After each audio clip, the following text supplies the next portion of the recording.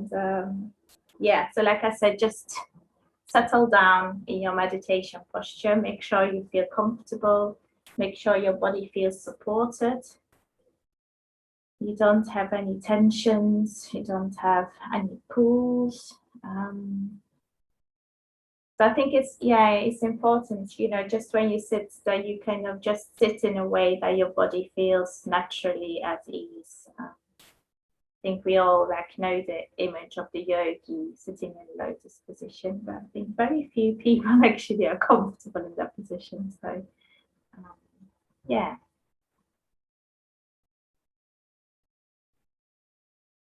And when you're ready, you can close your eyes.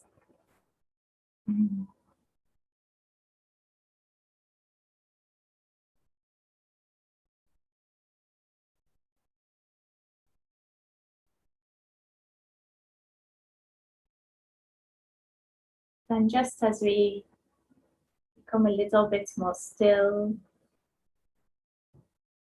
and our eyes are closed,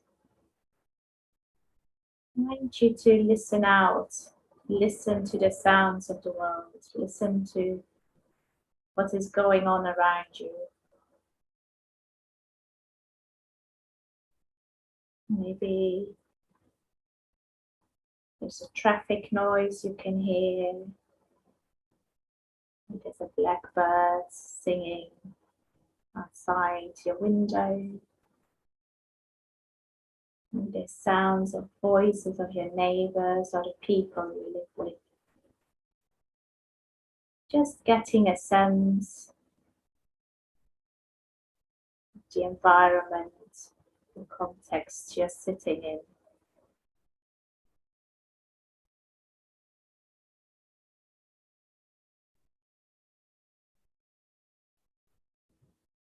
And also, I'll invite you to let your imagination roll out a bit into, if you're in a city, maybe into the surrounding countryside, or just a bit further than your street, your neighborhood. And just get a context of this wider environment.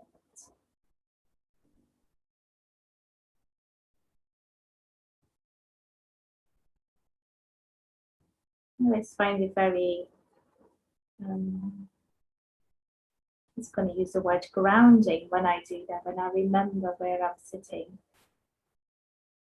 Just remembering the world, the people, the buildings, the trees, the animals, the insects, all of that going on whilst we settle down to meditate.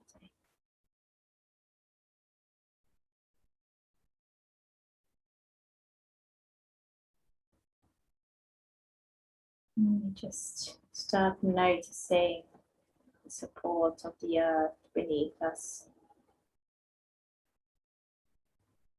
The big, massive earth.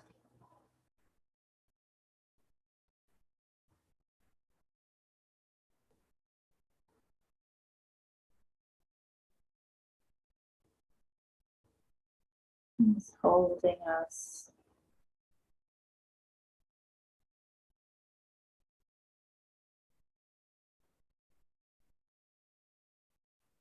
You can notice where our bodies touch the earth, our feet, maybe our knees if we're sitting down, kneeling.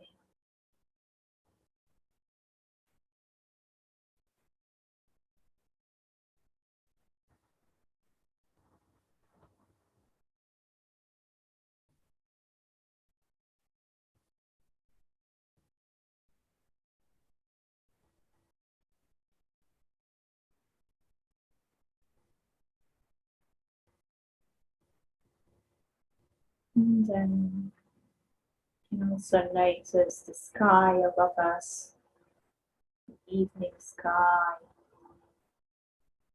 Maybe it's quite a blue sky where you are. It's been a bit cloudy here in Cambridge. Whatever the sky is there, it's sheltering.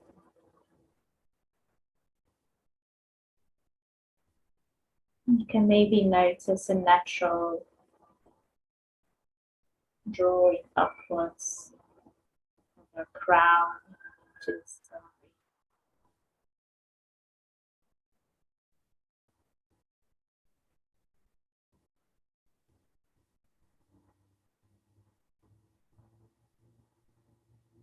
So when we sit to meditate, we take our seat, we take our place on the earth.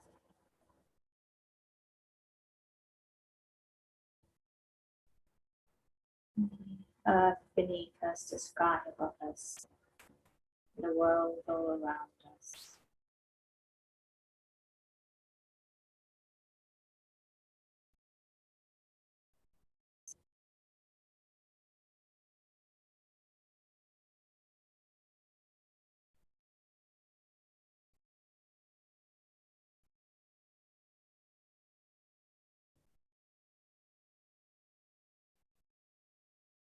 Just see if you can release your legs down a little.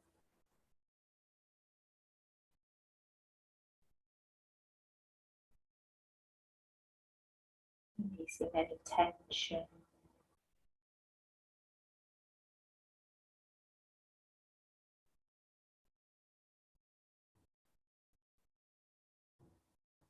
It's the softening of our hips down, thighs, our knees, our calves, shin bones, ankles, feet.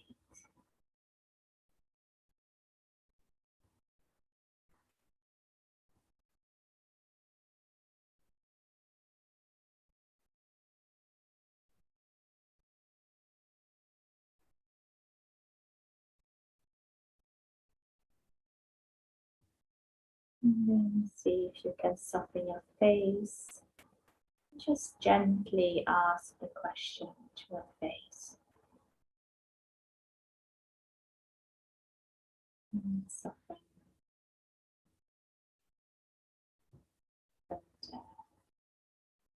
Forehead,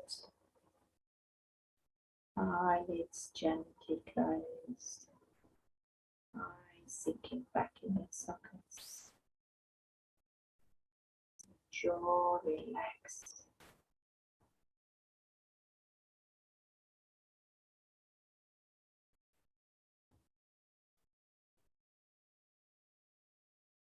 The skin, your cheeks soften.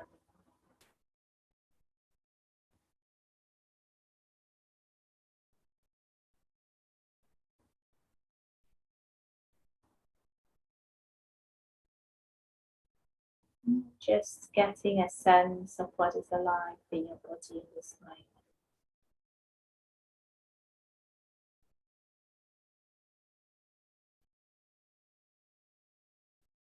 Maybe there's a tightness in your hands from the work you've done. You're pruning, planting, or making bread.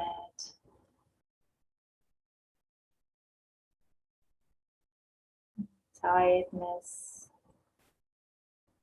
back. Just allow your back to soften and rest.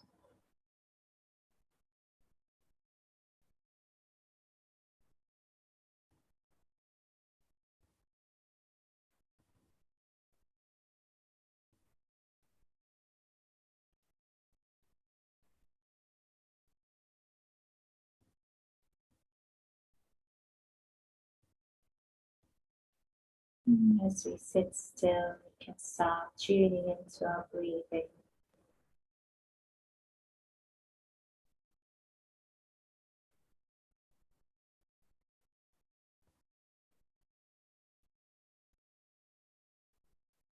Just dropping a count at the end of an out breath.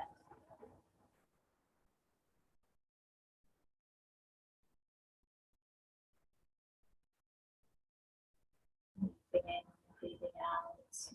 1, breathing in, breathing out. to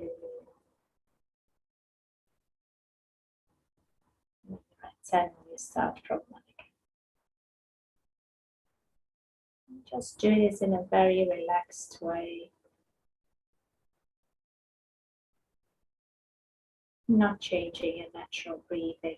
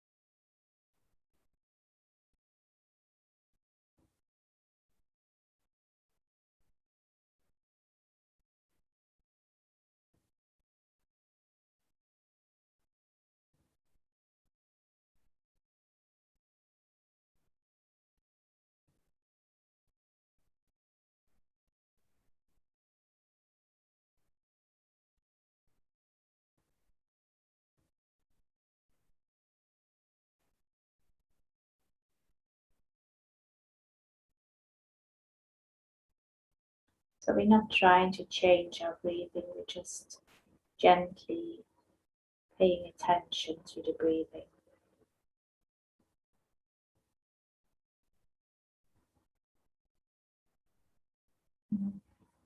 A way to think about it might be in abiding with the breath, maybe a witnessing of the breath.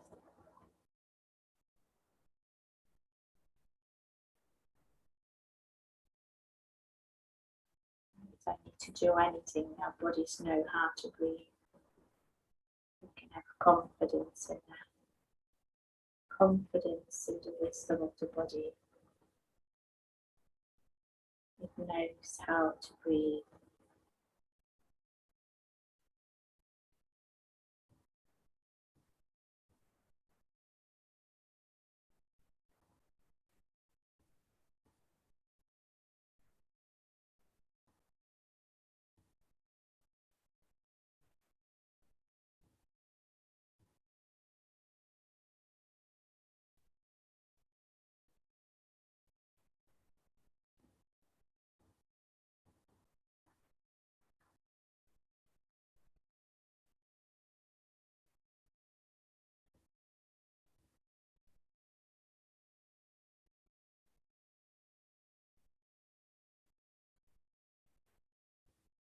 So then we can just slightly change our point of attention to just before the in-breath. A very subtle change.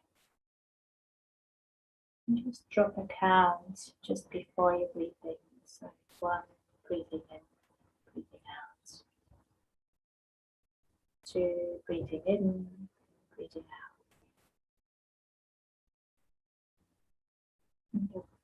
And 10, you just start from 1 again.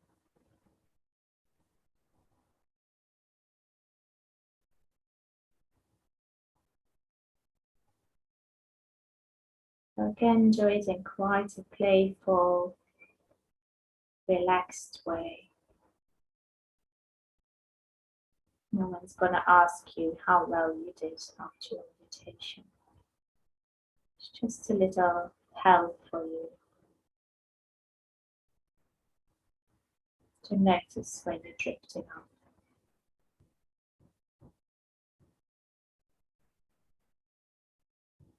A bit to keep our minds occupied.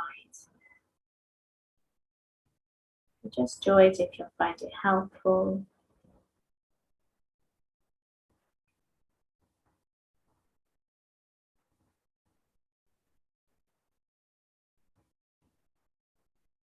And again, we're not trying to change our breathing.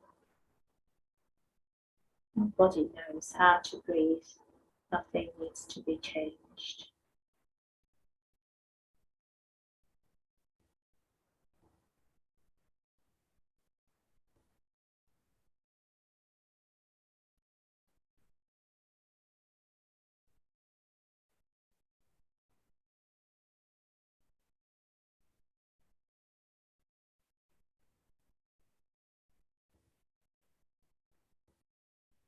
Keeping the breathing light.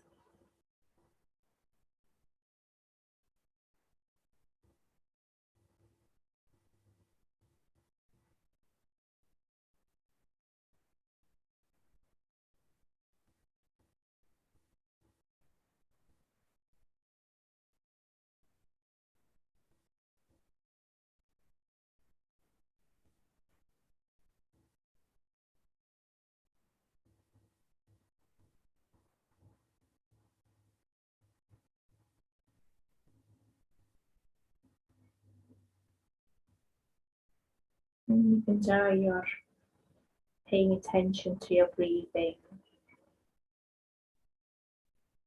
don't lose the sense of being in this world.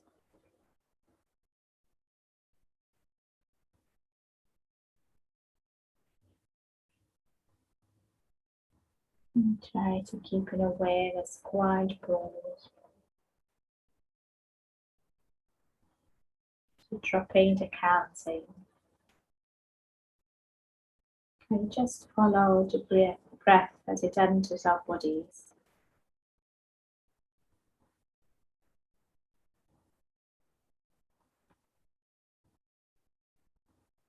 And it goes deep into each cell of our bodies is breathing.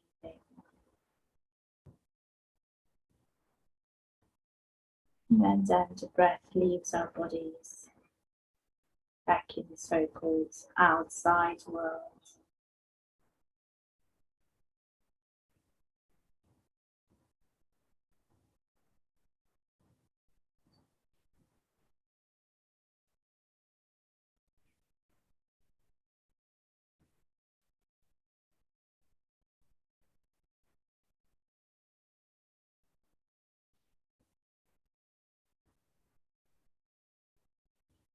Maybe you hear a blackbird.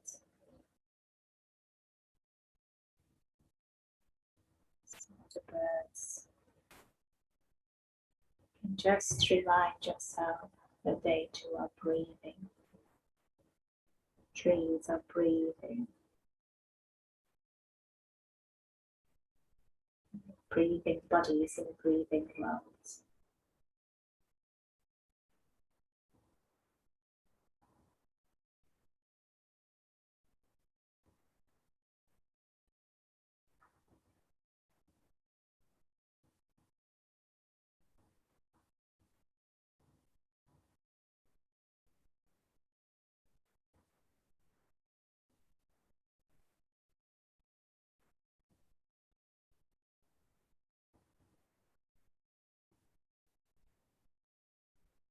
Breath is this constant interaction with the world. It's constant in being in relationship with the world. You borrow the breath from the world.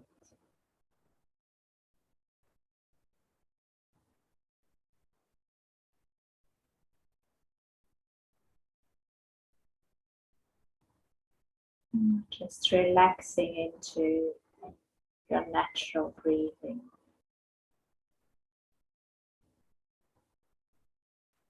This connection with the world through your breath.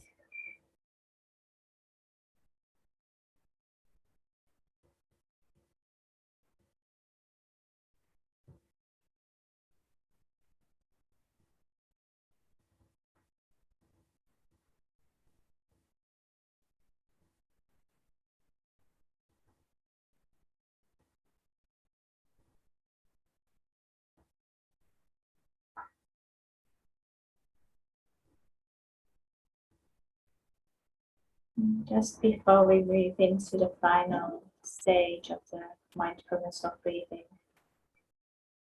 just notice if some part of your body has tensioned up. Maybe your forehead got a bit tense. Maybe your legs. See if you can release, soften your legs.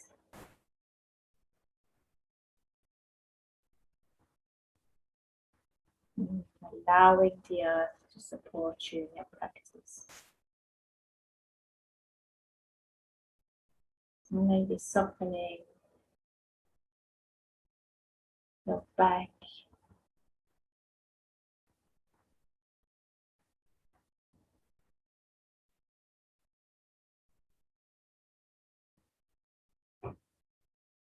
Sometimes I imagine the out breath as a kind of wave rinsing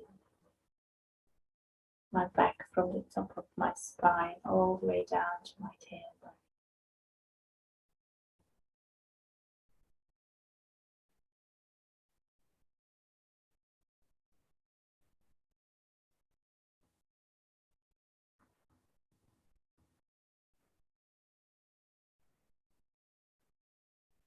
And then we gently direct our attention to the points where we feel, we imagine the breath entering our bodies. And maybe that's somewhere at the top of your nose. Maybe it's the back of your throat.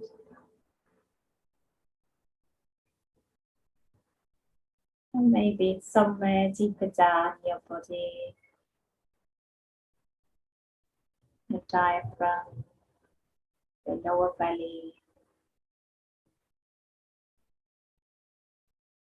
And just see if you can stay with the subtleties of the breath, sensations in your body, sensations of breathing in this particular point.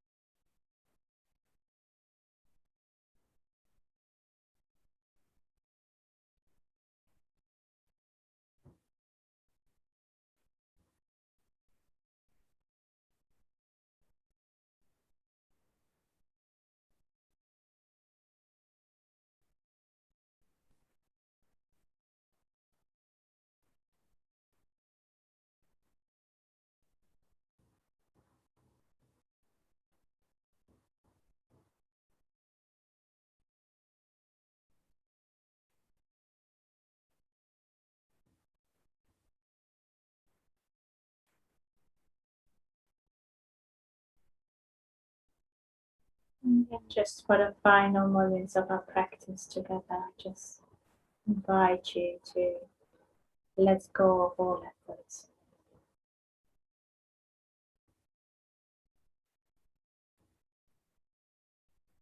Just notice, absorb the effects of your practice.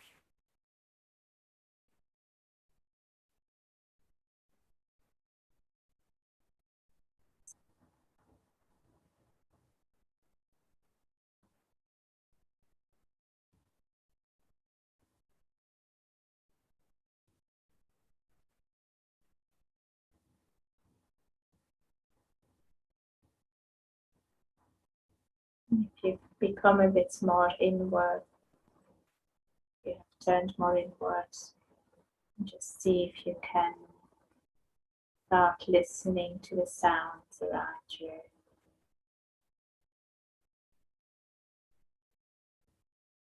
Noticing the air on your skin, your body touching the earth.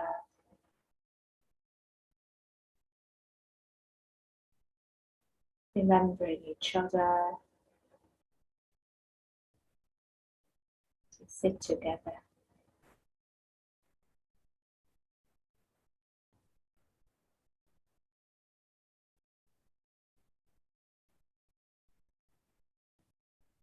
And then when you're ready, you can bring your practice to a close and open your eyes.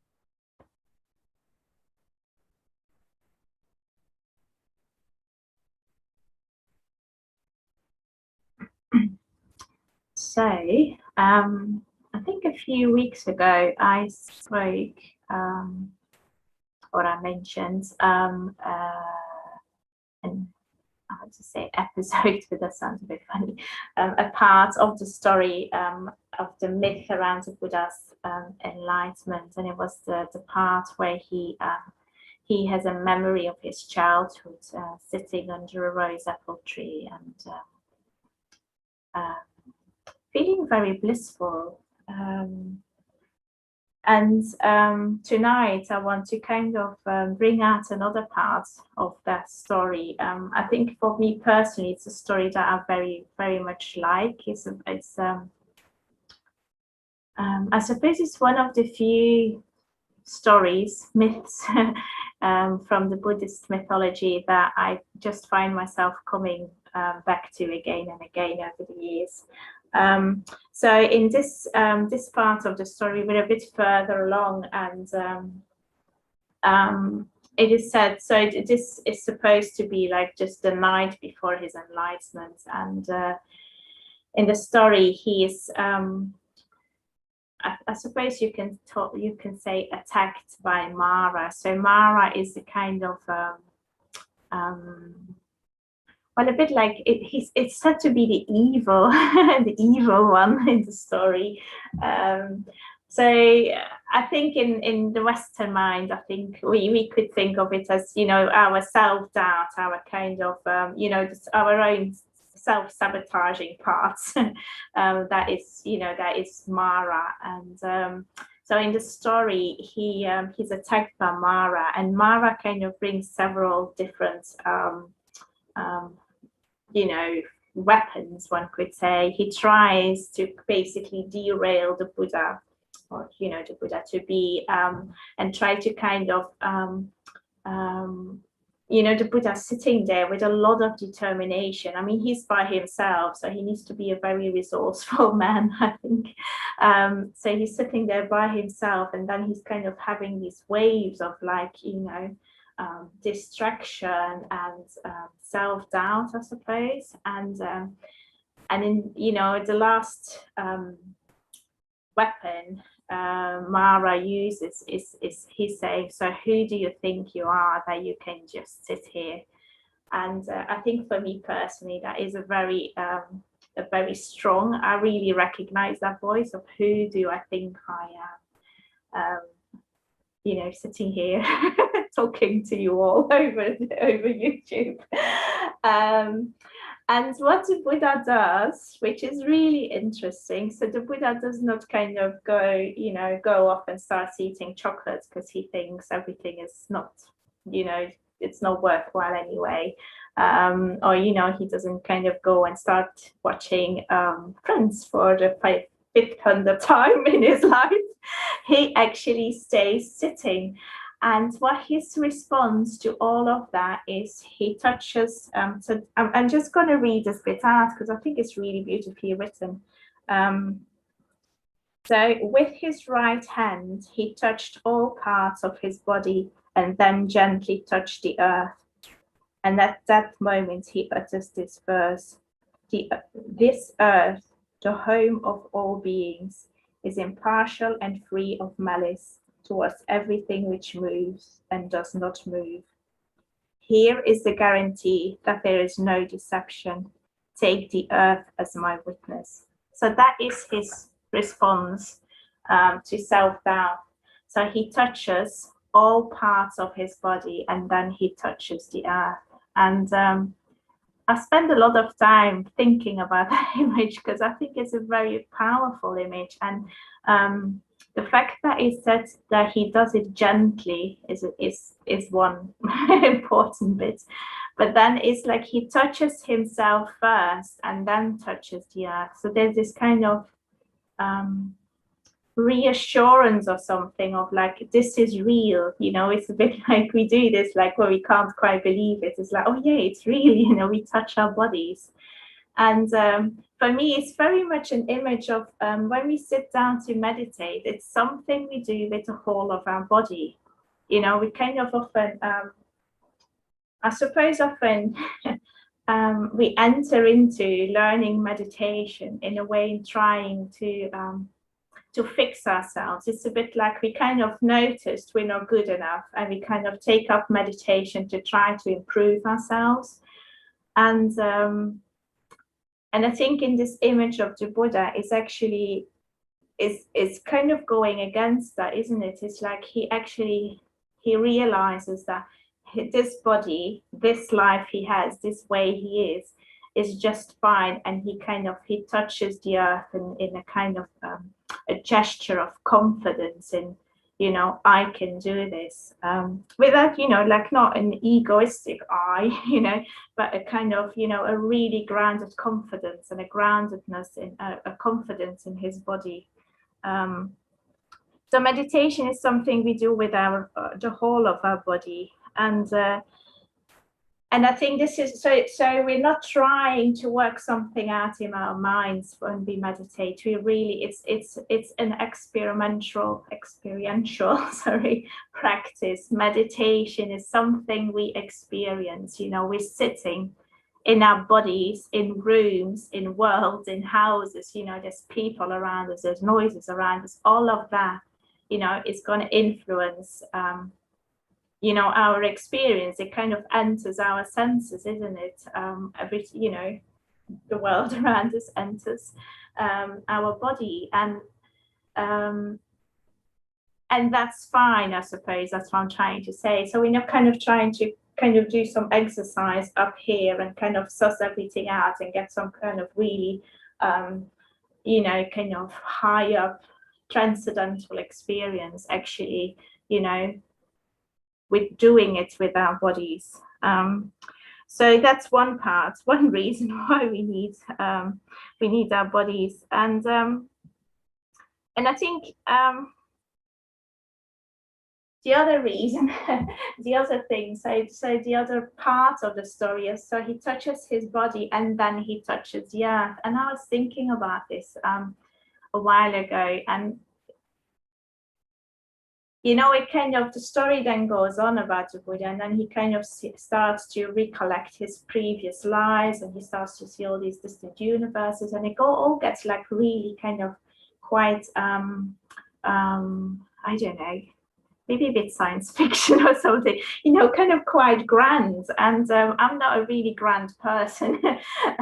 So I was thinking about this a while ago, and I was thinking that actually the fact that he touches his body and then touches the earth, there's this kind of recognition that his body is part of the earth, or his body is supported by the earth. And I think the more and more I think about that, the more and more I kind of, you know, it's like it's taking this into my practice. And how does this look like if I really take this on, the fact that I am fully part of the world. And in a way, we can think of that as being, you know, enlightenment or insight or whatever it is that kind of deep understanding that you are part of everything else. And I kind of see this like him touching his body, and then the earth is that kind of realization of like, I am part of this. And then the earth comes to witness, you know. So it's kind of the earth kind of reaffirms it and like, yeah, you know, it's true. This is how it is. This is my imagination.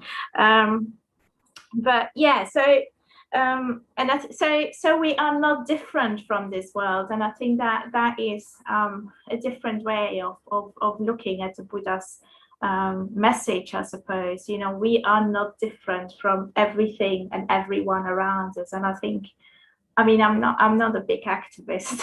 I'm not an activist at all, basically. But I think for me, this is very much the way of how I can see how we got ourselves into this pickle of climate change. You know, it's like by the thinking that whatever I do does not have an effect, and actually everything has an effect. And I mean, if you don't know already, you probably will know it after me doing a few more of these. But I really love gardening, and I really see it as this kind of manifestation of like whatever I do has an effect. And yeah, I just noticed for the first time in the 7 years I live here, the amazing bees are nesting in my garden. So it's like, great, I'm doing something good here. But it's like, so every little thing that I do has an effect, and it's that kind of taking that on. Yeah, so it's, I think when we how can I put it? Going back to the body, let me just go back to the body. It's a bit like the body knows all of this. The body knows that it depends on the earth, you know, that's why we need food and drink and, you know, oxygen to live. And it's a bit like trying, how can I put it? I was going to use the word remember that. Remember that our bodies know, remember that we kind of can just have this confidence in our bodies, and we kind of I suppose there's in meditation we can think of it as a we can try to relax into that confidence rather than kind of having this, like, you know, traffic control up here, kind of trying to, okay, and now I'm going to, you know, bring my attention to my toes, and now I'm going to do this, and now I'm going to do that. It's kind of maybe coming from, you know, down. You don't see it because my camera is too low. But anyway, from down below, kind of bringing your awareness up rather than bringing it down, if that makes any sense. Yeah, so the mindfulness of breathing is a really great practice for that, because what we're doing is we're actually paying attention to our breath. So we're not thinking about breathing. I mean, thinking about breathing is one thing, but actually experiencing our breathing is something different. And I think it's really worthwhile to kind of notice when are we just thinking, you know. And sometimes I think that the counting might be a bit, you know, it might become a bit too much of a mental exercise. You know, I don't say do it or don't do it, you know, just notice when you do it, what you're doing, I suppose. Is it becoming the exercise of, yeah, I reached 10, and, you know, or are you saying like, oh no, I'm not doing any of that, and then you're kind of drifting off in kind of really nice fantasies, which is not quite what we want to do either. So yeah, so when we do the mindfulness of breathing, we're trying to experience the breath in our bodies. So that's another really good reason to have a body when we meditate, because it's meditation is experiential. And I think that, so the whole Buddhist tradition is one of the things the Buddha says very, you know, to people that kind of said like, oh, well, how do I know that whatever you say is the truth? And he just said, well, just go and try it out. And I think in that kind of,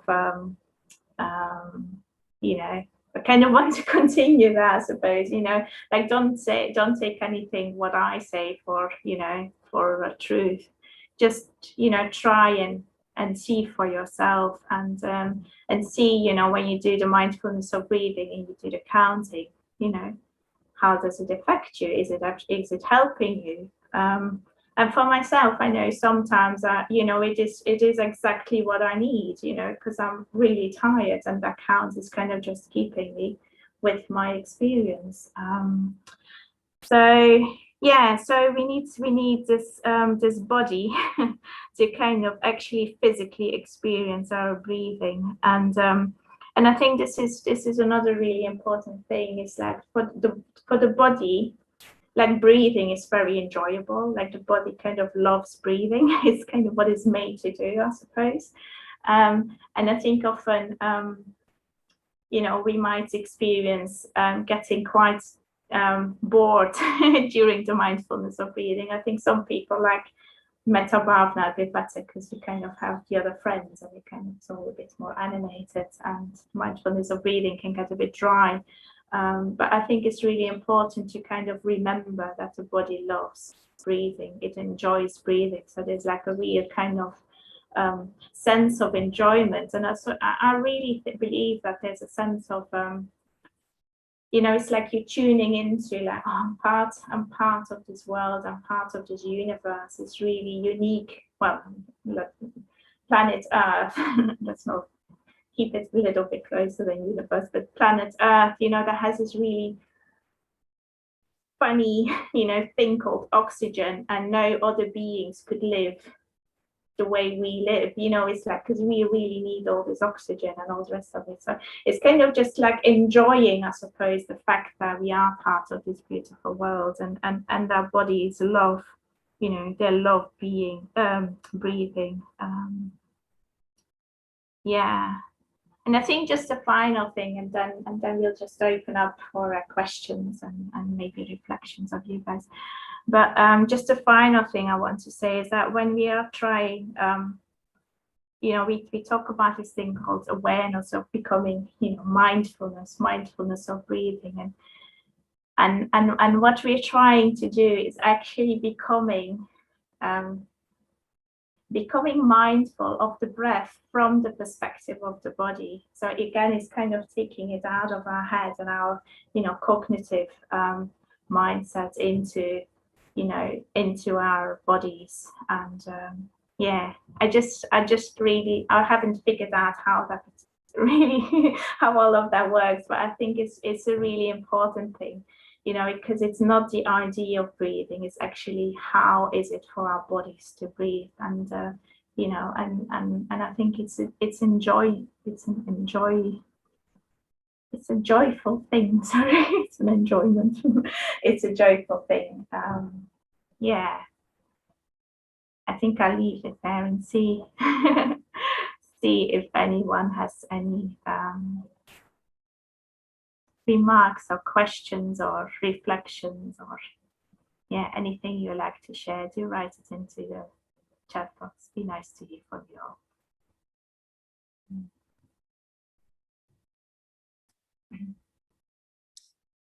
There's a few comments already from Craig, who was putting things in the chat box whilst you were talking. He had a slightly random thought at one point that we're all immersed in air like a sort of airfish in shoals. But I quite like that image of us all being airfish. Yeah.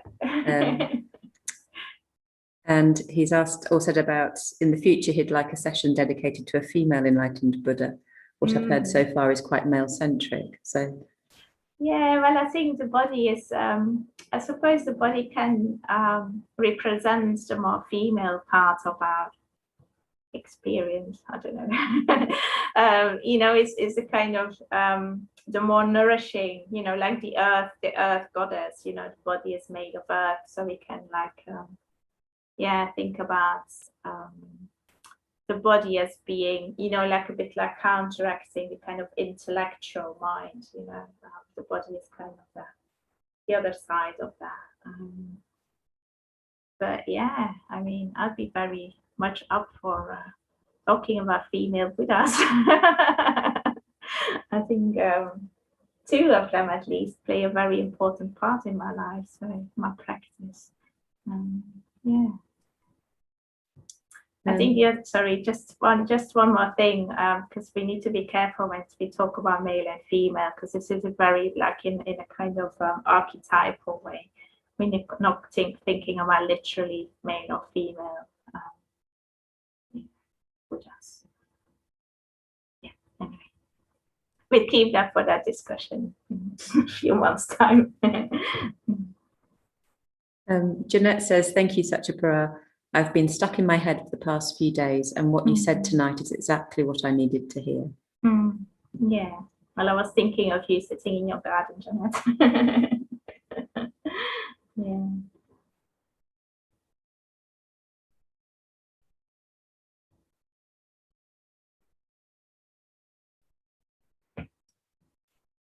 That's all that's come through at the moment.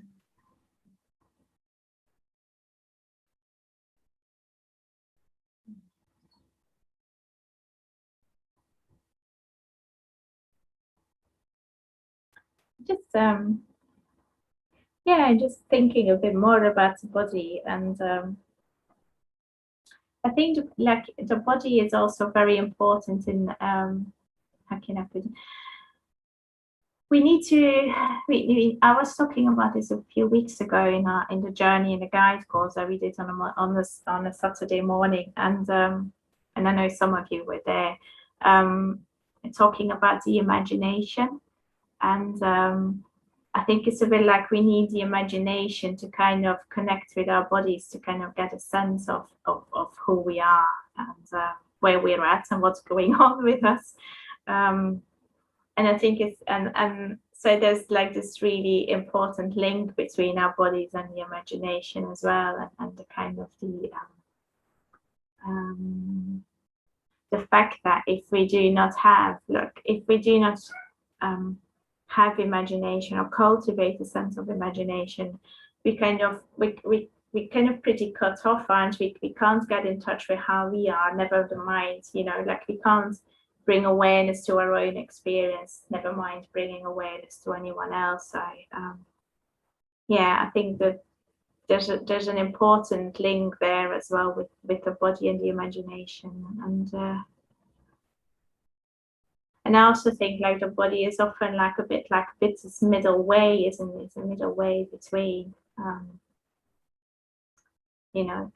and earth, to put it like in kind of a bit of a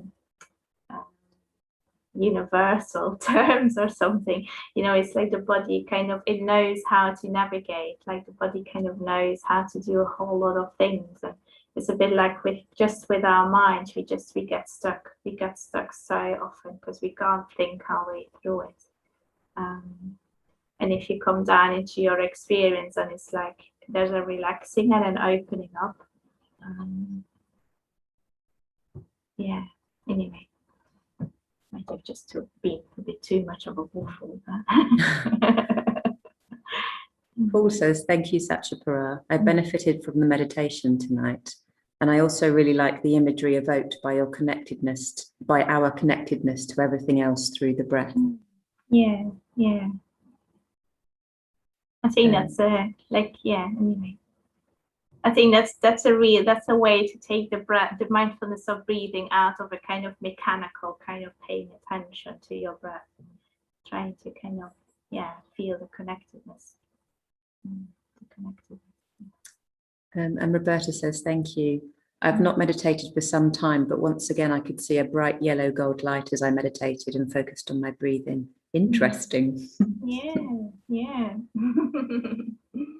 And Craig is just commenting that it's a solar eclipse today. Is it? Nice. Yes, celestial movement showing how wide the universe is. He's obviously connecting to something through that. Yeah. I think it's coming to a time where we need to start wrapping up our evening, and I'll just pass you on to Arthur Siddhi, who has a few announcements about the Buddhist Center and whatever else he wants to say. Great, thanks, Satyapara. Thanks very much for that, and thanks everybody for coming and participating in Meditation Night, making Meditation Night what it is.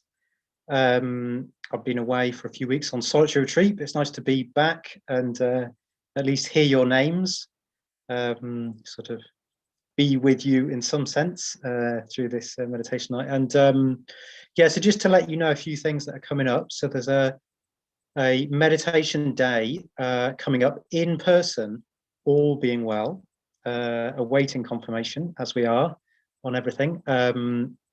Yeah, next week. So that is on the 10th of July. So that's going to be 10 till 4 with Kamalamati. So it's just a really good opportunity to give your meditation some sort of concentrated quality time. Meditation really needs that. It needs sort of taking care of. Yeah, so that's on the 10th of July. And then another thing, you may well have heard this before, but on the 24th of July, the weekend of the 24th, 25th, we are going to be returning to the building. Again, all being well, awaiting clarification of restrictions being lifted next week. But yeah, it's just a really brilliant opportunity to actually, I mean, some of us might never have met physically. In fact, I'm pretty sure that's the case, because I don't think, I feel like I've met you, Jeanette, but I don't think we have met, have we? For example. Yeah, so it's just a really brilliant opportunity to actually meet each other. It's so particular, isn't it, being able to meet physically? Something that can happen. I find myself at the moment, when I meet people that I've been used to seeing online, suddenly they seem more vivid, they seem more real than real somehow. There's something else that kind of goes on. So yeah, just to let you know about that. And lastly, I'll just say that these classes, as you probably heard me say before, they're freely given. We don't sort of do these on an exchange sort of basis. We're not looking for something in return. And we do that as an intrinsic aspect of meditation, actually. Generosity, metta, that's an expression of metta, kind of giving without seeking something in return. It's a principle to meditation, and it has an effect on your mind. So that's why we do it. So we want to do this class on that basis because it's a meditation class. And if you too want to participate in that, then of course you're very welcome. Liz will put a donation link in the chat box. Yeah, if you would like to.